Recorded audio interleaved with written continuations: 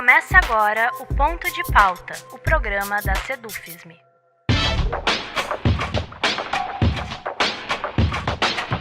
Olá, está começando mais uma edição do Ponto de Pauta, o programa da Sedufisme, que traz ao debate temas importantes para a sociedade e a categoria docente. Nesta edição, o assunto se refere a uma decisão histórica. No mês passado, precisamente no dia 11 de setembro, o Supremo Tribunal Federal condenou o ex-presidente Jair Bolsonaro a 27 anos e 3 meses de prisão. Junto com ele, outros 7 réus, em sua maioria militares de alta patente, também foram condenados por tentativa de golpe de Estado, abolição da democracia, entre outros crimes. Os ministros da primeira turma do STF decidiram o caso por 4 votos a 1. A sentença, inédita na história do país, foi comemorada por simbolizar a punição de golpistas antidemocráticos. Mas, menos de uma semana depois, a decisão passou a ser ameaçada por ações da extrema-direita no Congresso Nacional, que busca aprovar uma anistia geral aos condenados. Para entender o que está em jogo nessa disputa e o que essa condenação representa para a democracia brasileira, o Ponto de Pauta de hoje conversa com José Carlos Martinez Belieiro Júnior, professor de Ciência Política do Departamento de Ciências Sociais da UFSM. O professor José Carlos é graduado em Ciências Sociais pela Unesp, campus Araraquara, mestre em Ciência Política pela USP e doutor em Sociologia pela Universidade Federal do Paraná. Entre suas áreas de pesquisa está a análise dos governos da transição democrática, principalmente nas abordagens de política e economia. Eu sou Fritz Nunes e o nosso ponto de pauta de hoje é sobre os impactos na democracia brasileira do julgamento no STF dos acusados pela mais recente tentativa de golpe de Estado no Brasil.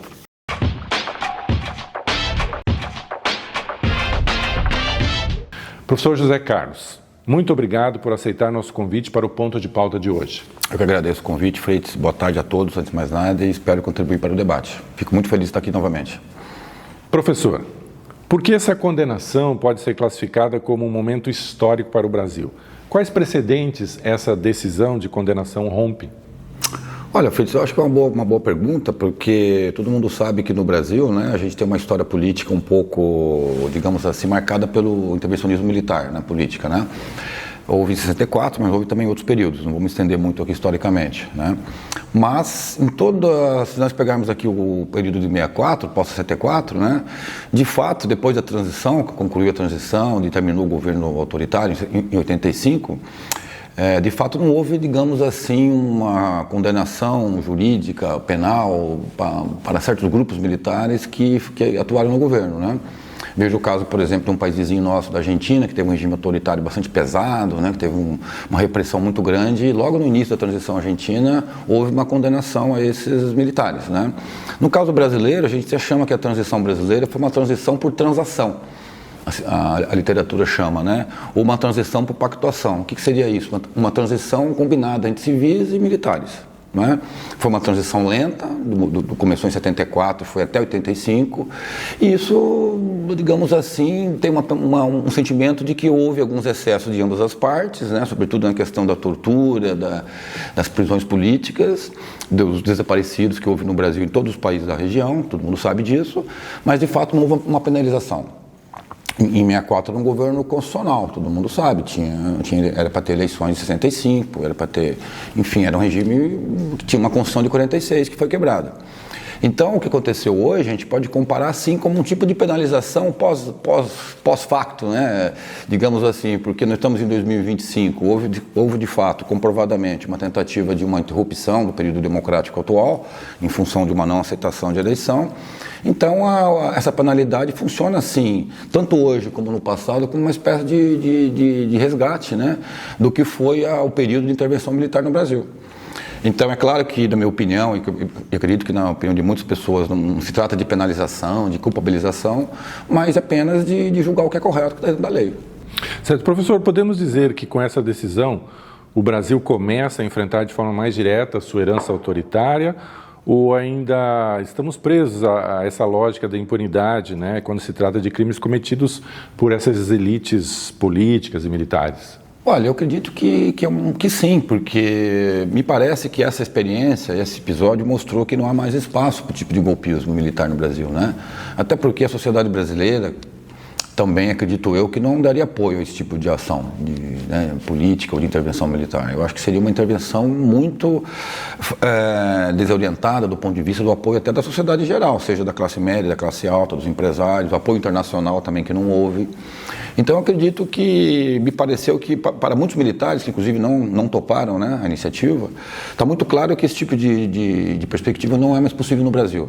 O Brasil tem uma democracia, boa, ruim, instável ou não, mas é o melhor regime que a gente tem, construído desde 88 para cá, e tem tido momentos bons, momentos de percalço, todo mundo sabe disso, mas é um regime que eu acho que se impôs porque as pessoas têm um certo trauma em relação à memória do regime militar. Não é fácil superar um regime autoritário, porque a memória fica, né? Tem uma série de dimensões que ficam. Mas a melhor coisa de você superar isso é continuar dentro de um regime democrático, né? Professor José Carlos, quando a gente olha, né, para o detalhe, né, em todo o processo de 2023 para cá, especialmente, dos celulares apreendidos, as mensagens trocadas, né? Enfim, a gente observa assim, um amplo arco de articulação, né, principalmente entre militares, né, e alguns civis que tinham algum tipo de poder, digamos assim, para levar, né, a um ato que seria a não aceitação do resultado eleitoral e a deposição do governo, né? Mas isso não deu certo, né? Inclusive, o professor de ciência política norte-americano, lá o Steven Levitsky, né, que junto com o Daniel Ziblatt é autor de Como as Democracias Morrem, ele esteve no Brasil recentemente e elogiou o Brasil nesse quesito de que aqui os golpistas foram julgados, né, enquanto nos Estados Unidos, em relação à invasão do Capitólio em 2021, poucos foram punidos, né? Então, na sua avaliação, a gente poderia, né, afirmar que dentro dessa ideia, né, da democracia liberal, que há o funcionamento do sistema de freios e contrapesos, né, que funcionou no Brasil esse sistema? Olha, é uma boa questão também, porque, em primeiro lugar, você fala do golpismo dos militares. É bom dizer que eu acho que não é uma perspectiva que a gente possa generalizar. Né? Houve muita resistência interna, todo mundo sabe que as Forças Armadas no Brasil, se a gente pegar a Marinha, o Exército, a Aeronáutica, são muito diversas, né? A Aeronáutica de cara não topou, a Marinha, ao que tudo indica, o almirante da Marinha, que é o único que aceitou participar de uma iniciativa golpista, né? De caráter golpista. Então eu acredito que, para a maioria dos militares, eu acho que a maioria dos militares pensam apenas numa perspectiva profissional. Eu acho que o Brasil hoje, o mundo está muito confuso do ponto de vista geopolítico, basta ver o que está acontecendo aqui na Venezuela, né? O que está acontecendo em outros países. Então, a segurança do país me parece que é uma coisa que os militares devem se preocupar. E isso é coisa boa para a democracia também. O fato do Brasil ter uma boa Forças Armadas não é incompatível com uma democracia, né? Muito pelo contrário, desde que haja um controle civil das Forças Armadas. Existe a Constituição justamente para isso, na verdade. Tem o ministro da Defesa, que é um civil hoje, e tem o presidente da República, que é o comandante das Forças Armadas. A Constituição determina isso. Eu acho que para a maioria deles isso está muito claro. Tá? É claro que sempre houve elementos radicais, né, Fred? Sempre houve. Como houve elementos radicais ali na transição em 84, você se lembra muito bem que houve o atentado do Rio Centro, a bomba, né, que foi conduzido por grupos radicais que eram contrários à transição democrática. Então sempre há um grupo mesmo que tenta se radicalizar. E a história mostrou, pelo menos do ponto de vista dos relatórios que eu pude ler também, que era um grupo muito pequeno, muito mal orientado, muito assim que a gente pode dizer também, muito numa perspectiva até idealista de querer salvar o país do comunismo, sabe? Que também é totalmente indiscutível. O caso brasileiro não é diferente do americano. Né? Você tem um sistema de justiça que é parecido e igual em relação ao Brasil e Estados Unidos, né? No caso brasileiro, nós temos um sistema de poder que foi consagrado pela Constituição de 88, na verdade, que mal ou bem tem funcionado, o judiciário, o legislativo e o executivo. Todo mundo sabe que hoje o executivo tem mais, digamos, o poder legislativo tem muito mais protagonismo do que tinha no passado, e o poder judiciário tem muito mais protagonismo. Basta ver o papel do Supremo Tribunal Federal. Então, me parece, aí é uma discussão muito grande, tem gente que acha que o Supremo Tribunal Federal também comete excessos, né, do modo como julga, do modo como digamos assim, age, se orienta, mas aí um debate que eu não vou dizer o que é certo e o que é errado. Há um debate aberto, dizendo se o seu STF está, digamos assim, sobrepondo as suas funções de órgão supremo, né, de órgão de controle da Constituição. Mas o que aconteceu é que houve um julgamento, houve possibilidade de defesa e houve condenação. Como eu disse e repito, me parece que tudo isso foi baseado nos autos da lei. Né? Do meu ponto de vista pessoal, eu acho que foi completamente dentro do que está previsto. Outro presidente já foi preso e condenado. Né? Todo mundo sabe que o atual presidente ficou 500 dias preso, né? Também seguindo o rito da lei. Então, me parece que o que precisa ser feito é seguir o rito da lei. Se a lei vale para um presidente, tem que valer para os outros grupos. Certo.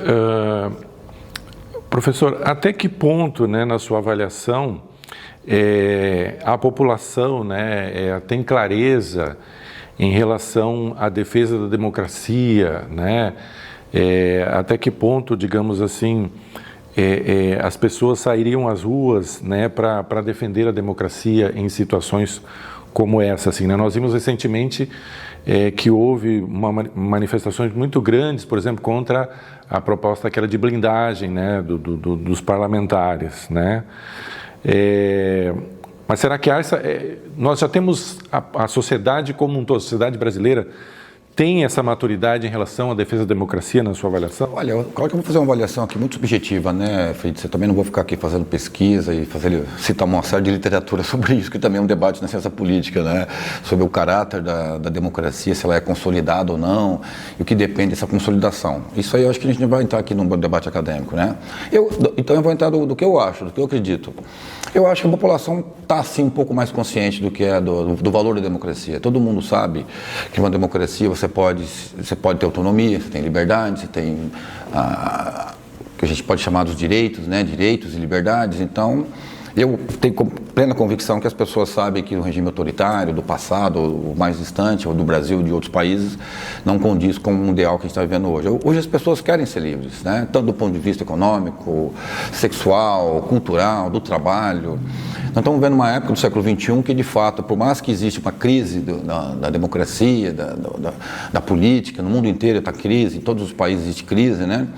Mas as pessoas não querem trocar a democracia por um regime autoritário, acredito que não, em qualquer país do mundo. Por mais que a democracia seja falha algumas vezes, porque ele é um regime que é muito mais, ele promete muito mais, as pessoas podem cobrar muito mais, né? O regime autoritário não. Então, por isso que a democracia, às vezes, ela acaba causando uma decepção. Ela é um pouco mais cara que o regime autoritário, ela tem que ter representação política, tem que ter políticos profissionais funcionando, divisão de poderes. É isso que está um pouco em xeque, as pessoas estão um pouco cansadas com tudo isso. Mas mesmo estando cansadas com tudo isso, cansada com as elites, cansada com a corrupção ou coisa do tipo, um regime autoritário que possa impor uma ordem perfeita não existe. Tá? Essa memória do passado do Brasil, que o Brasil era melhor durante o regime autoritário pós-64, é uma coisa também que é discutível, porque era outro país, né? Estamos falando dos anos 60, 70, é outro país. Hoje nós estamos vivendo uma sociedade muito urbanizada, muito conectada com a internet, né? Existe muito identitarismo, as pessoas querem ser o que querem ser, do ponto de vista de todos os pontos de vista, não é? E isso não combina com o autoritarismo no Brasil. E isso me parece que está muito claro tanto para a sociedade quanto para as elites, né? Para os empresários que podem trabalhar e funcionar melhor no regime de liberdade política, né? Para os atores políticos que podem trabalhar e funcionar com liberdade. Então eu acredito, viu, Fritz, e isso é uma coisa minha, não sei se eu posso estar errado nesse sentido, é claro que tem que demonstrar muito mais, né? Mas eu acredito sim que o povo brasileiro está muito mais consciente do que era no passado. Até porque 64, só para terminar, né? 64 houve muito apoio da sociedade ao golpe, de todos os setores, da classe média, da classe alta. E nesse ano, em 2018, mesmo agora em 22, não houve manifestação de apoio de nenhum grupo. Houve até grupos que lançaram manifestos, a OAB, federações industriais, que lançaram manifestos em defesa da democracia. O Corinthians, a torcida do Corinthians se manifestou, saiu na rua com democracia, né? Então isso atingiu bastante gente, me parece, né? Ainda na questão dos militares, né? Na sua avaliação, é possível identificar uma índole golpista nas Forças Armadas, né, nas elites brasileiras? Quando a gente se refere a essa índole é um histórico, né? Estruturalmente, né, pela história da participação dos militares na política no Brasil. E E se, no seu entendimento, isso vem ocorrendo ao longo da história, como é que a gente poderia superar isso, né? Olha, isso não é tão fácil superar, porque vem de memória histórica, vem de uma geração para outra, né? A gente tem que entender que as Forças Armadas no Brasil, talvez se a gente possa considerar algum defeito dela, que ela é uma instituição um pouco familiar demais, né? Muito familista, né? Muito voltada para dentro. Você vê que tem uma geração de... Você pegar todos os grandes patentes, todos eles vieram também de origem familiar, de generais, de militares, etc. Não é tão profissional, seria isso? Como que é? Não é tão profissional, teria que ser mais profissional? Não que não seja profissional. O familismo em si é aquela história. Se você tem uma pessoa que foi de uma instituição, que participou ativamente da política, isso vai gerar para um outro membro da instituição, isso gera uma cultura interna, né, de memória favorável àquele tipo de iniciativa, legítima. Na verdade? Então, seria interessante, eu acho que a instituição Forças Armadas no Brasil são profissionais, mas eu acredito que elas têm que se dialogar mais com os civis, inclusive do ponto de vista da interpretação da história, né? O que aconteceu no pós-64? Eu sempre gosto de lembrar, eu, por exemplo, sou professor de política brasileira, e nem tudo que aconteceu no regime militar autoritário a gente pode jogar fora. Né? Teve crescimento econômico, teve boas iniciativas, né? Muitas empresas que hoje são brilhantes no Brasil, como a Embraer, por exemplo, foi criado no regime autoritário militar, né? Então a gente não pode desconsiderar o conjunto, né, da experiência. Teve o crescimento econômico que foi exuberante, né, do milagre brasileiro. Então é óbvio que você tem grupos que vão dizer, não, aquilo funcionou muito bem, melhor do que hoje. A democracia brasileira no pós-88, claro que ela foi difícil, né? Você teve a questão da inflação muito alta, o plano cruzado, depois teve o plano Collor, depois teve o plano real, então uma série de problemas econômicos que a geração da democracia teve que enfrentar. Né? Mas ainda assim, considerando que a democracia vai mal em vários países, veja nos países da região, Venezuela, Bolívia, tem problema. Argentina tem problemas. Mas ainda assim, eu tenho plena convicção que não é uma questão de abandonar a democracia por um regime autoritário que foi do passado. Como eu disse, existe essa índole no Brasil dos militares? Existe, pela história. Um país que teve quantos intervencionismos militares? Né? Você teve a intervenção em 89 com a República. Em 1937 você tem a intervenção militar. Em 30 foi um movimento militar que levou o Getúlio ao poder. Em 46 o Getúlio sai por uma pressão militar. E de 46 a 64 nós temos praticamente o quê? Uns 4, 5 crises militares. A crise da posse do Jango, a crise da renúncia do Jânio Quadros, a crise do suicídio do Getúlio. Todos esses episódios têm participação militar. Tá? O porquê que isso acontece no Brasil é uma interpretação também grande que, como eu disse, eu daria uma aula para falar disso. Né? Professor, teria a ver com a questão da formação militar, né? Essa questão da índole golpista? Teria que mudar a forma de estudar? Porque eu estava lembrando que nesse período aí, antes de Bolsonaro, durante Bolsonaro e pós-Bolsonaro, as faixas, né, os cartazes que se via era intervenção militar democrática, ou seja, mesmo em parte da sociedade há uma visão de que os militares são uma espécie de poder moderador que pode intervir a qualquer momento. Isso é um equívoco que vem do passado. Vem do passado, exatamente. Acho que não cabe mais hoje. Repito, eu acho que existe sim uma memória positiva do regime, causada por uma série de fatores que são até positivos da análise do regime militar pós-64. Como eu sempre digo, você teve um crescimento econômico muito grande, né? Você teve um programa de desenvolvimento que hoje a gente pode comparar até com tempos atuais, que foi o programa do Geisel, que foi um grande programa de desenvolvimento, de investimento público, né? Você teve modernização econômica pesada no período autoritário, militar. Mas não houve também nenhum tipo de distribuição de renda. O Brasil saiu muito desigual do regime, né, autoritário, né, com uma dívida social muito grande, e coube a geração democrática tentar pagar essa dívida, que é o que está acontecendo até os dias atuais. Então, sim, eu até entendo, Freitas, que há uma memória positiva do regime. Né? Por exemplo, o regime militar brasileiro foi muito mais bem sucedido no econômico do que no argentino e no chileno. Enquanto que o chileno foi totalmente neoliberal e quebrou a economia industrial do país, a Argentina também foi um regime autoritário que teve um insucesso econômico muito grande. Já o brasileiro não. Então isso ajuda a explicar um pouco por que as pessoas têm uma memória positiva, acreditando que os militares têm uma missão de salvar o país dos perigos, a ideia de que os militares são um poder mais organizado, mais racional, mais disciplinado. Que estão acima dos outros poderes, né? A gente tem que entender que os civis não têm armas, os militares têm o monopólio das armas. Né? Como o Estado moderno tem suas forças armadas como militares profissionais, em todos os países do mundo é assim, então obviamente que eles têm uma coisa que nós civis não temos, que são as armas. Né? Né? Então eles podem impor sua vontade pelo poder das armas. Evidentemente que isso tem que ser controlado por uma Constituição, por isso que é escrito uma Constituição que submete o poder militar ao controle civil.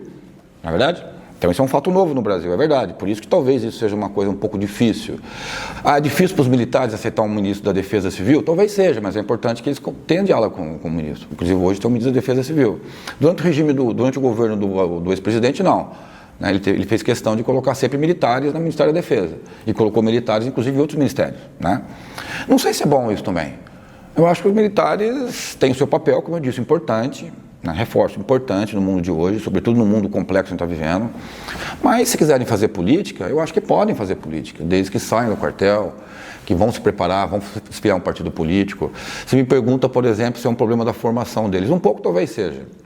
Porque, em geral, na América Latina e no Brasil, a formação dos militares sempre teve um pouco esse duelo entre o americanismo e o comunismo.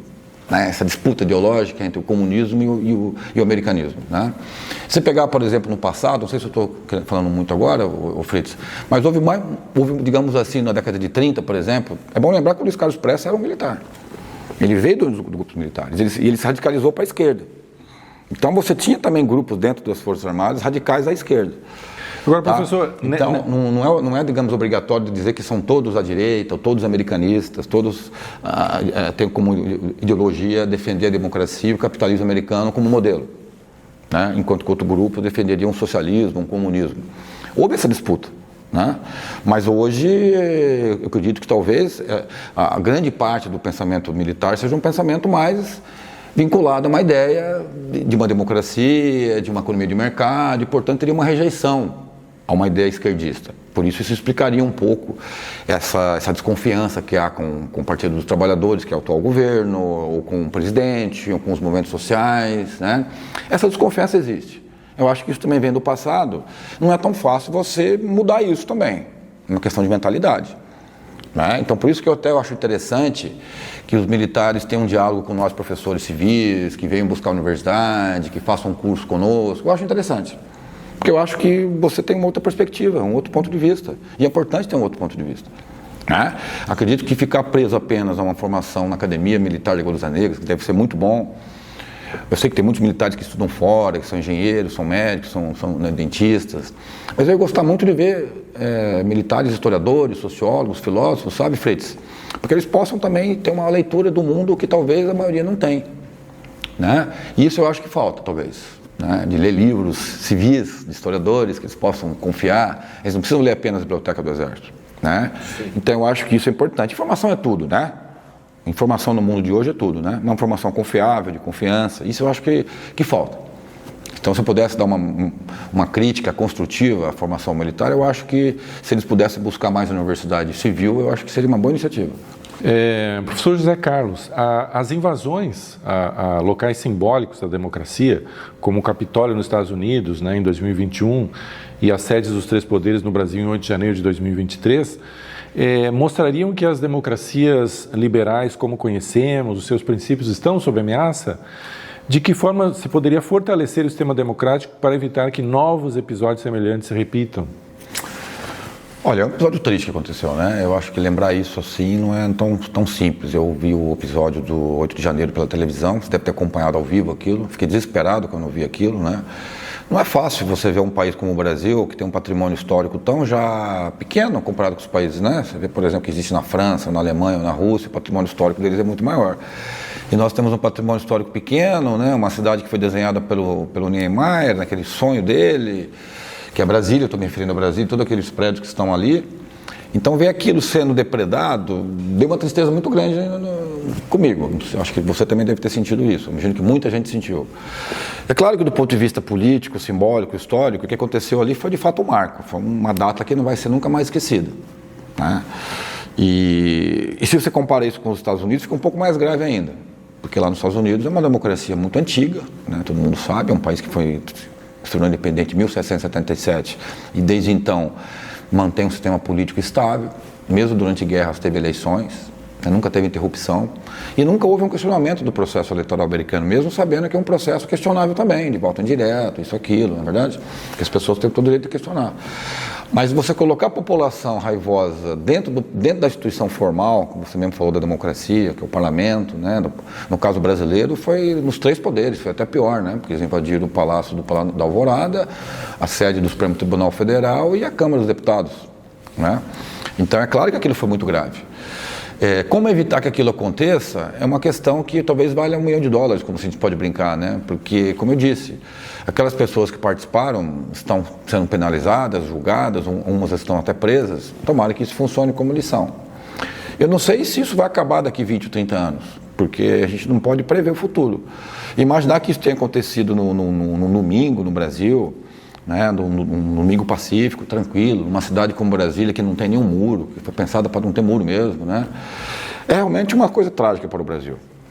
Mas, considerando que é o Brasil, o que foi a nossa história democrática, né, uma história de interrupções, você disse mesmo que a população talvez não tenha clareza que a democracia é o melhor regime a ser adotado, você mesmo está falando aqui, repetindo mais uma vez, que as democracias vivem uma crise. Então, olhando por esse ponto de vista, é até compreensível aquela crise, aquele momento de angústia que estava colocado pelos perdedores, né? Aquele momento de aflição. Parece que é uma coisa que estava muito represada que saiu, né? Claro que não deveria ter acontecido, repito, é evidente que não deveria ter acontecido. É triste ver um patrimônio sendo depredado. E volto a repetir, quando você olha o caso americano, fica mais triste ainda e mais preocupante ainda. Será que os Estados Unidos estão virando a América Latina? Tem gente que acha que os Estados Unidos está se latino-americano. Você tem um presidente hoje muito personalista, que está tentando controlar poderes, perseguir pessoas em universidades, etc. Isso é uma coisa que não aconteceu nos Estados Unidos nunca. Raramente, historicamente, isso aconteceu. Uma ameaça aos direitos civis, né, da população, de protesto. Perseguição à imprensa. Perseguição à imprensa. Então isso é preocupante.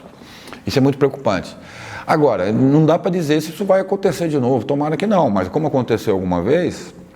Eu acho que essa população que fez o 8 de janeiro, sinceramente, eu acho que eles estão já bem, digamos assim, conformados que isso que eles fizeram foi errado. Ninguém vai concordar com o tipo de depredação. Você não pode deixar que as pessoas invadam sua casa e quebrem tudo só porque você é de um partido diferente do seu vizinho, né? Posso ter um vizinho que é de uma opinião política diferente da minha e ele também é diferente da minha. Não vai quebrar minha casa, nem vou quebrar ele. Houve casos de violência na eleição, todo mundo sabe, lá no Paraná, inclusive, né? Que houve uma morte de um militante do Partido dos Trabalhadores, causado por um militante do partido, do grupo do Bolsonaro. Isso não é bom, ver as pessoas se matando pela política. Inclusive, no caso americano, houve inclusive um caso de morte, ou 2 ou 3, né? Então, assim, é um dia triste, vai entrar para a história do Brasil como um dia triste. Espero que não aconteça mais, espero que essas pessoas tenham aprendido a lição. O único caso que a gente pode, mais uma vez, é a lei. Né? Essas pessoas têm que ser punidas, né? Se existe lei para isso, tem que ser punidas. E é isso que tem que acontecer. Eu acho que essas pessoas fizeram uma coisa muito errada e tem que pagar por isso. Professor, os mais próximos do ex-presidente Jair Bolsonaro defenderam com insistência a anistia para todos os envolvidos no processo, né? Que culminou na tentativa de golpe em 8 de janeiro de 23. E eles sempre usam, não, porque em 79 teve anistia, agora nós queremos anistia também. Essa tese, no entanto, parece não ter apoio popular e nem apoio do Congresso Nacional. Semanas atrás, no entanto, surgiu uma ideia alternativa, né, que já vinha sendo ventilada pelo presidente do Senado, Alcolumbre, né? Só que a reunião de Michel Temer, ex-presidente Michel Temer, com Aécio Neves, mais o deputado Paulinho da Força, né? Eles discutiram a elaboração de um PL chamado de PL da dosimetria, né, que o objetivo seria reduzir o tamanho das penas dos condenados, né? Na sua avaliação, há viabilidade de uma proposta nesse sentido?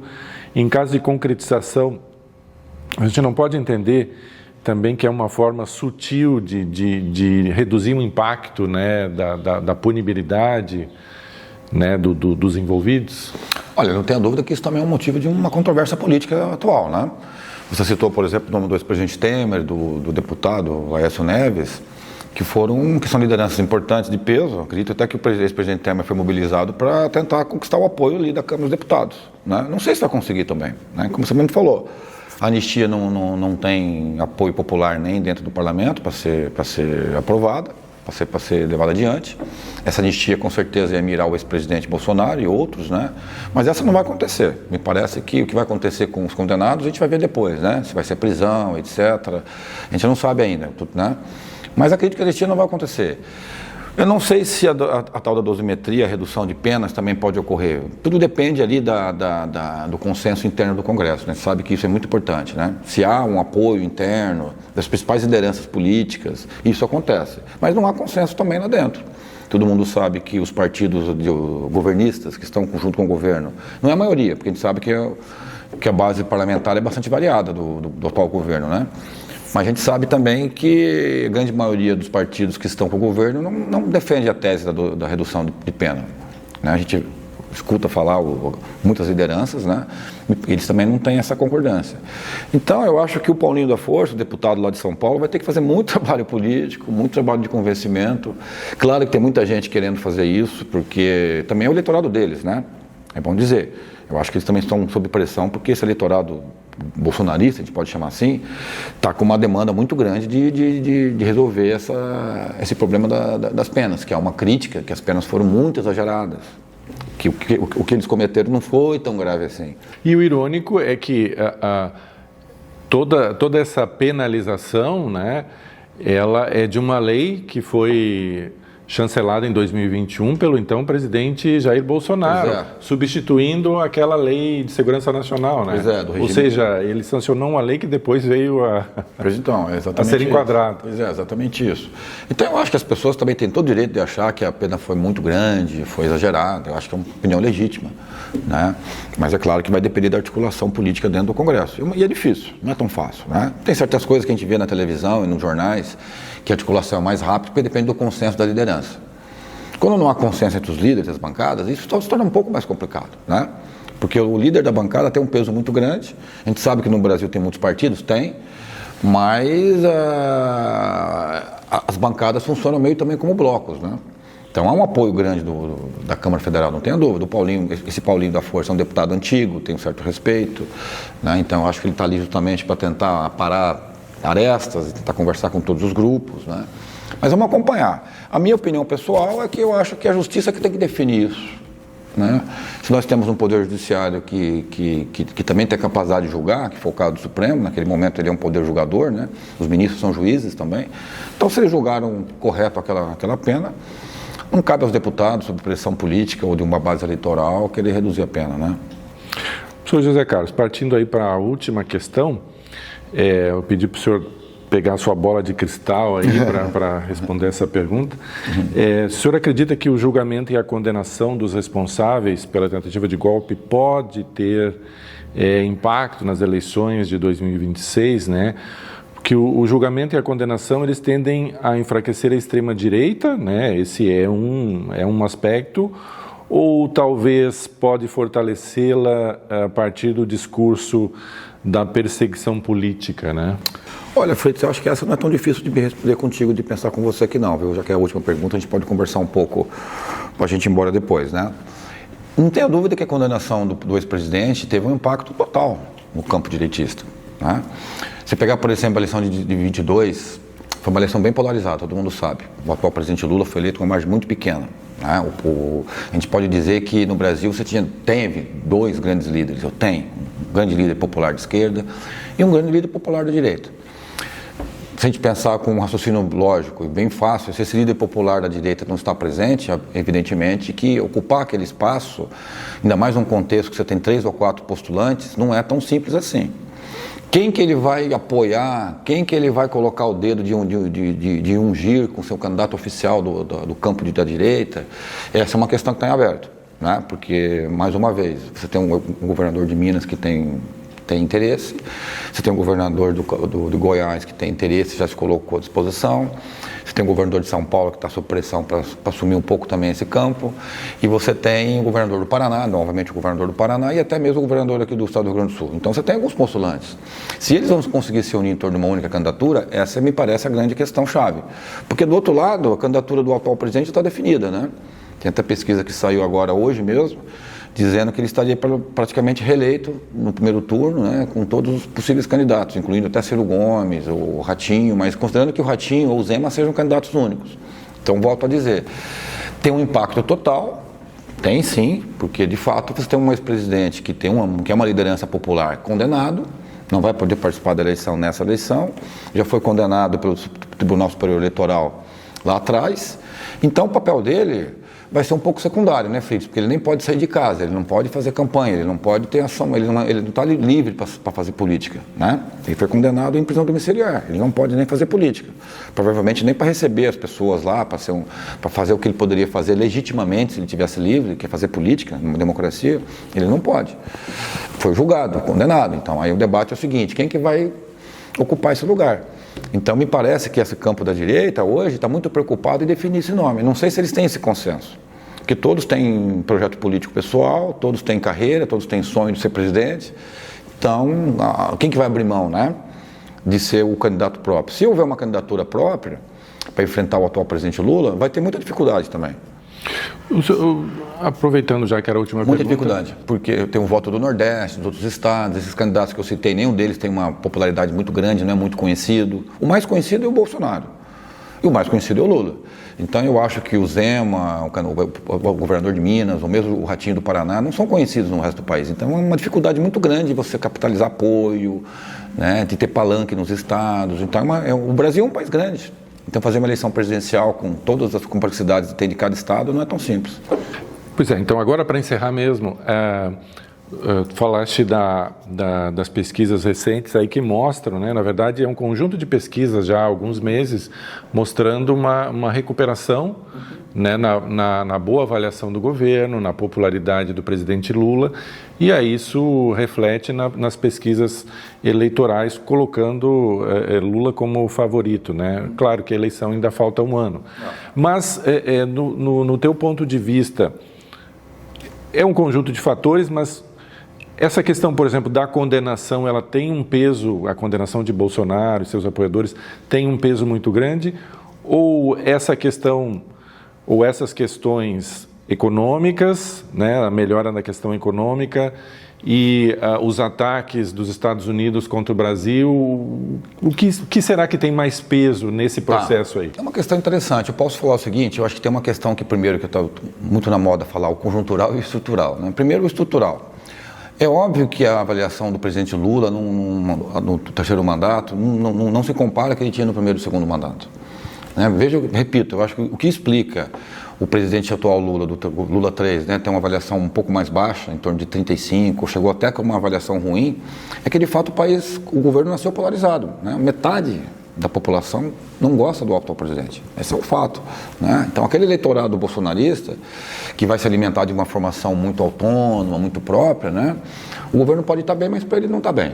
E se você escuta na voz de muita gente, o governo está ruim, o governo está ruim, mesmo com dados que poderiam ser analisados positivamente. E muitos jornalistas na televisão, com outros analistas, eles fazem a mesma questão. Como é que explica a avaliação do governo não está boa, mesmo considerando que a economia está bem? Desemprego baixo, aumento da renda, o salário mínimo está aumentando, a fome diminuiu. Isso é um fato um fato objetivo da realidade. Basta ver as pesquisas. Eu também tenho uma dificuldade com algumas pessoas que dizem, professor, o país está mal, mas aí eu tento tentar argumentar que o número mostra uma outra realidade. Então essa dificuldade existe basicamente pela informação e pelo apego desse eleitorado bolsonarista à ideologia, ao ideário. Então ele não vai abrir mão de avaliar muito bem o governo porque ele está apegado a esse ideário. O que aconteceu recentemente agora? Parece que com a aprovação do imposto de renda, da isenção, um pouco esse discurso do nacionalismo, parece que esse grupo mais da bolha bolsonarista, um grupo começou a considerar que o governo está indo melhor, em função dessa melhoria, digamos, da perspectiva que um salariado de 5 salários pode ter um benefício econômico. O discurso nacional contra o presidente americano ajudou um pouquinho simbolicamente, acho que ajuda, né? Até porque essa última conversa que os dois tiveram, uma conversa muito boa, isso também ajuda a diminuir um pouco a tensão, né? Todo mundo sabe que o chamado tarifaço não é bom para o Brasil, não é bom para as empresas brasileiras, não é bom para o trabalhador brasileiro, porque impacta economicamente na sustentabilidade de muitas empresas, inclusive aqui no estado do Rio Grande do Sul. Né? Então é claro que não é bom. Se você tem uma imagem de um presidente que está conseguindo resolver esse problema, ajuda na avaliação. Isso que podemos chamar de conjuntural. Ou seja, esses 2 meses, esse último mês, tem sido um mês um pouco melhor para o governo, porque algumas notícias têm sido de ganhos políticos eleitorais. Mas ainda a gente sabe que ainda assim o ambiente é polarizado, né? Porque existe uma polarização em órgãos de imprensa, existe uma polarização em órgãos de imprensa dependente, o que é uma parte até boa do Brasil, que é interessante ver um Brasil que tem pensamentos diversos, né? Muita gente fala que a imprensa, que a esquerda domina o pensamento, não é verdade, a universidade, isso não é verdade mais, nunca houve isso, né? Que bom que haja pluralismo. Então, nesse sentido, Feliz, para encerrar, o atual presidente tem uma aprovação que melhorou, em função das circunstâncias. Claro que isso não é uma coisa generalizada, ainda tem um número muito grande que desaprova a condução do país pelo presidente. Ontem mesmo eu pude ver a pesquisa que saiu da Quest, e quando o meu colega Felipe Nunes pergunta ao entrevistado se você concorda com a forma como o presidente governa, acredito que foi até mais de 60% que não concordam, né? Tem muita gente que não gosta do presidente, o jeito dele falar. É claro que é um momento para ele, que para ele está vivendo um momento bom. Ele sempre diz que ele está no melhor momento da vida dele, com 80 anos de idade e no terceiro mandato. Mas tem muita gente que está cansado do estilo dele, né? Do estilo que ele fala, da maneira que ele se porta. Tem muita gente que não gosta, né? Claro que ele tem uma legião de fãs. É o presidente que talvez vai entrar para a história como o presidente mais popular da história do Brasil. Eu acho que ele vai estar tranquilamente lá, junto com Getúlio Vargas, Juscelino, um panteão de grandes nomes da história do Brasil. Acho que ele merece esse papel. Vai ser o terceiro presidente. É o único presidente que vai ter 3 mandatos, né, na história, né? O Fernando Henrique teve 2 e ele vai ter 3, né? O Getúlio foi apenas um mandato eleito, né? Que foi em 50, em 54, em 30 ele não foi eleito, né? É bom que a gente lembrar isso. Então, eu acho que ele merece. Mas não é unanimidade. Não é unanimidade. Tem muita gente que não gosta, não suporta ver o presidente falar. Tem muita gente que não gosta do jeito dele. E vem de muito tempo isso também. Ou por ele ser nordestino, ou por ele ser feio, porque ele não sabe falar direito, ou por ele ser ignorante, ou porque ele ser de esquerda, ou por ele ser sindicalista. Isso sempre aconteceu. Eu, como acompanho as eleições um pouco mais antigo, como você, se você vê 89, sempre tinha um pouco isso, 94 também, 98 também. E 2002 também havia esse medo. O que vai fazer com a economia, o que vai fazer com o plano real, o que vai fazer com a inflação, né? Então sempre houve um pouco isso. E hoje existe uma ideia de que é um governo que gasta muito, existe essa pressão econômica também do lado dos mercados, todo mundo sabe, né? Os mercados sempre dizendo que o governo é um governo responsável, gasta muito, tem que cortar gastos, né? Então todo esse é um debate político e econômico, que também afeta a popularidade do governo, né? Então eu diria que é uma coisa contraditória. Por mais que o atual presidente Lula, eu veja ele muito feliz no cargo, eu acho que a dificuldade que ele tem hoje no terceiro mandato é muito maior do que ele teve no segundo e no primeiro, né? Certo, professor. Muito obrigado por ter participado do Ponto de Pauta de hoje, compartilhando conosco sua visão e suas informações com o nosso público aqui da SEDU. Eu que agradeço, espero ter contribuído para o debate e espero não ter falado demais. Assim encerramos aqui o nosso Ponto de Pauta de hoje, que contou com a participação do professor associado no Departamento de Ciências Sociais da Universidade Federal de Santa Maria, na área de Ciência Política, José Carlos Martinez Belieiro Júnior.